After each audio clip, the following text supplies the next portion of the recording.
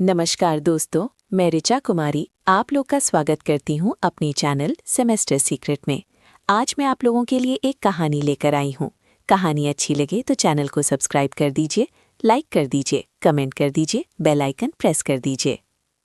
शादी को अभी केवल 3 महीने हुए थे। घर में नई बहू आई थी।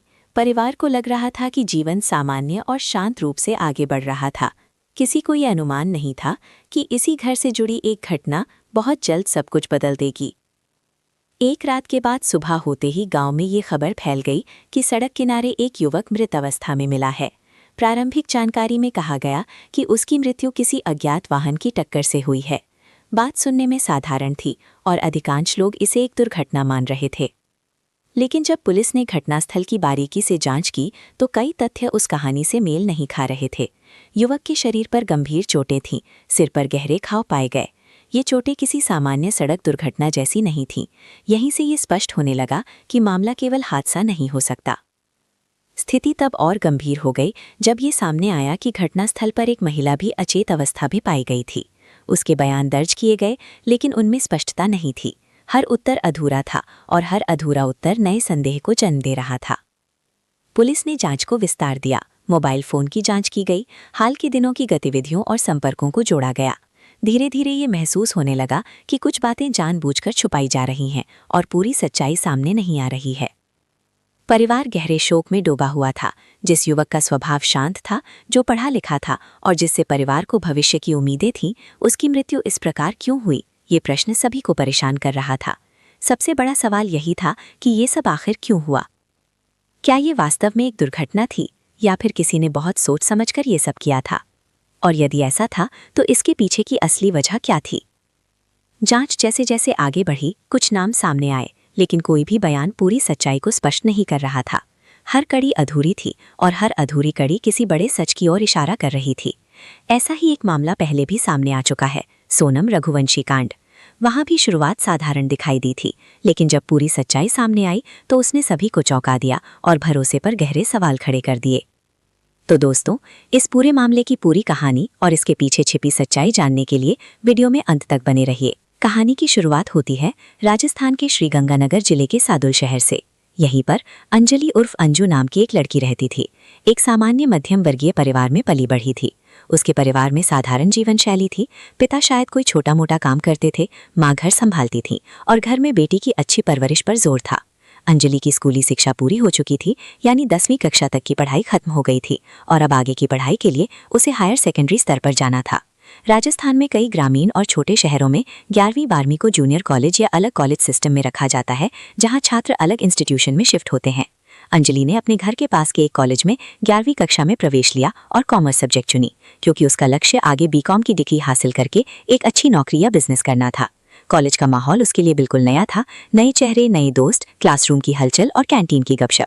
धीरे धीरे वो इस वातावरण में घुल मिल गई और इसी दौरान उसने नोटिस किया कि उसकी दूर की रिश्तेदारी से एक लड़का संजय, जिसे संजू भी बुलाते थे, वो भी उसी कॉलेज में पढ़ता था, लेकिन आर्ट्स डिपार्टमेंट में था। वो संजय कॉलेज में काफी जाना माना था। उसका स्वभाव उग्र था, वो झगड़ों में पड़ता था, साहसी और प्रभावशाली व्यक्तित्व का मालिक था। कॉलेज के छात्र उसे एक तरह का टपोरी या डेयरिंग लड़का मानते थे और उसके दोस्तों का अपना छोटा सा समूह या गैंग था, जो कॉलेज की राजनीति या छोटी मोटी घटनाओं में सक्रिय रहता था। अंजलि और संजय की पहली मुलाकात संयोग से हुई। दोनों ने एक दूसरे को पहचाना, बात शुरू हुई और जल्दी ही दोस्ती हो गई। समय के साथ अंजलि संजय की ओर आकर्षित होने लगी, शायद उसके कॉन्फिडेंट और प्रोटेक्टिव नेचर की वजह से। वे दोनों कैंटीन में साथ बैठते, चाय नाश्ता करते और बातें साझा करते।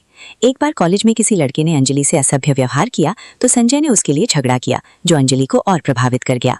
11वीं और 12वीं कक्षाएं पूरी होने तक उनकी दोस्ती प्रेम में बदल गई। वे प्रेमी प्रेमिका बन गए, प्यार मोहब्बत की बातें करते और पूरे कॉलेज में उनकी जोड़ी फेमस हो गई।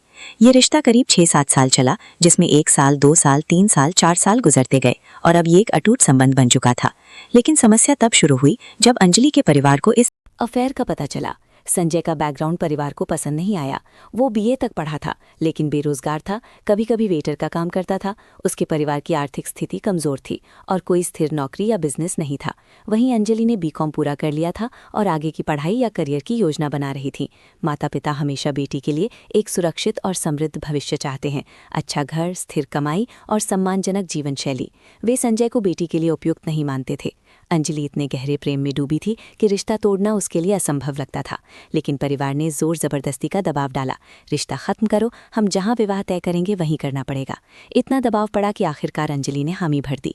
ठीक है, आप जहां तय करेंगे वहीं विवाह करूंगी।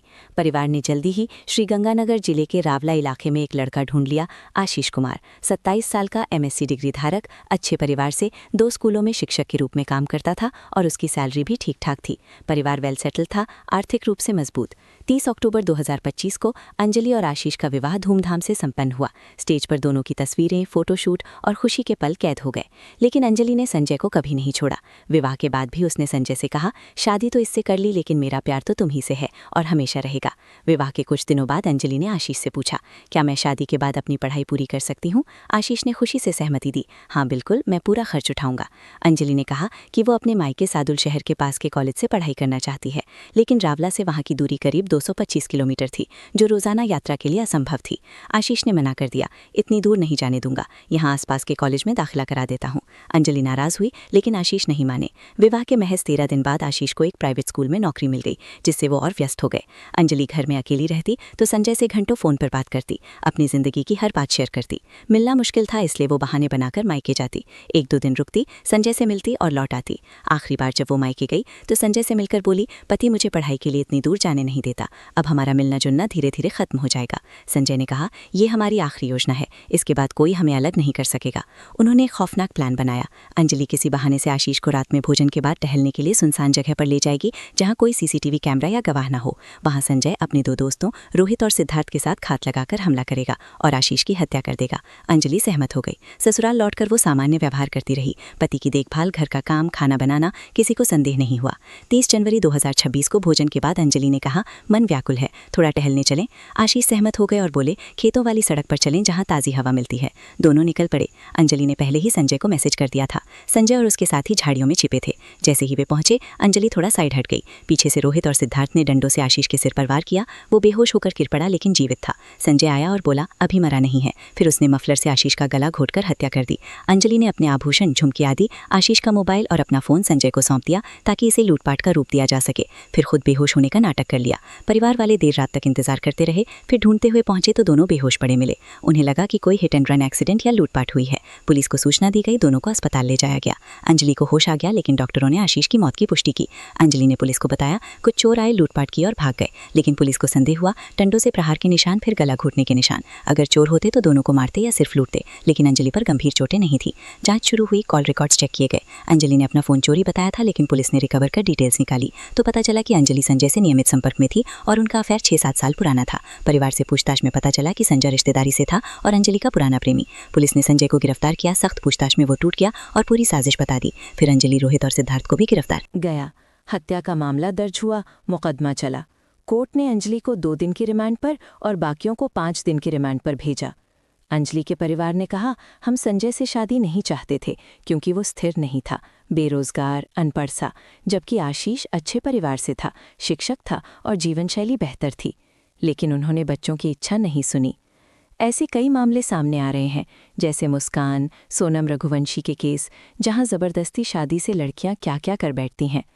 परिवारों को समझना चाहिए कि जबरदस्ती से ऐसी दुखद घटनाएं होती हैं।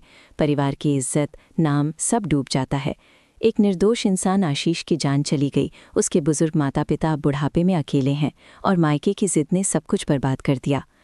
इस तरह की साजिशें समाज को सोचने पर मजबूर करती हैं कि प्यार और परिवार की जिद के बीच संतुलन कैसे बनाया जाए।